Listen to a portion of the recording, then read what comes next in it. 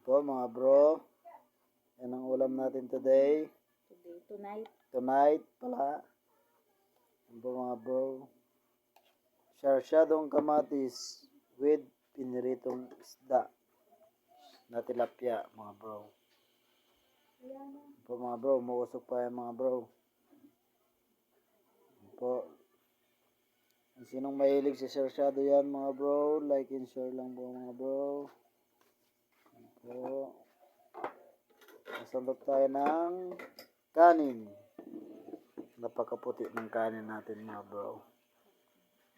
Napakasarap. Parami na naman ang kain natin mga bro. Po mga bro, nagsasandok na si Mrs. para sa ating pagkain. Po mga bro. Sarap po yan, luto ni Mrs. Paborito niya po daw yan sarsyadong kamatis. Lalo yung anak ko. Paborito niya po yan. Pati po ako. Sarsyadong kamatis with piritong isda. Muusok pa po yung mga kanin at ulam. Yan po mga bro. Thanks for watching mga bro.